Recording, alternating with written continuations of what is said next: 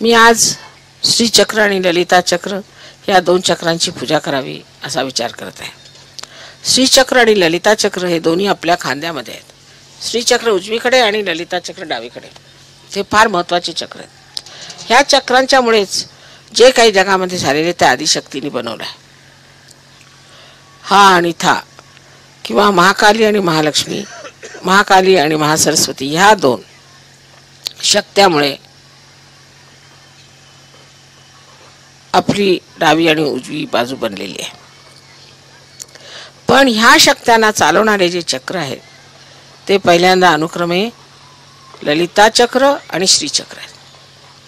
म्हणूनच जोपर्यंत तुम्ही हात लावत नाही किंवा हाताने व्हायब्रेशन्स घेत नाही किंवा तुम्ही हाताने व्हायब्रेशन्स देत नाही तोपर्यंत हे व्हायब्रेशन जात नाही. पुष्कळ लोकांचं असं म्हणणं आहे की आमच्या पोटात जर व्हायब्रेशन्स आहे तर आमचं पोट का दुखावं. कारण अजून श्रीचक्राने तुम्ही त्याला जागृती दिलेली नाही किंवा तिथे तुम्ही ते चैतन्याचं पाणी दिलेलं आहे.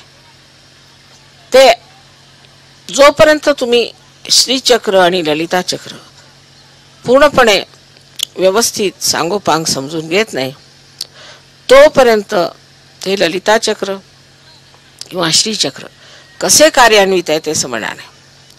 पण ते न समजताना सुद्धा एवढं लक्षात ठेवलं पाहिजे की खांदे उडवणे किंवा खांद्यावर फार जोर देणे वगैरे हे सहयोगाला संमत नाही. बोलताना पुष्कळांना समजते खांदे उडवून बोलायचे किंवा खांद्यावर काहीतरी फार भारी असं काहीतरी ठेवायचं. ह्या सर्व गोष्टी करू नयेत आणि आपल्या खांद्याची रक्षा करावी.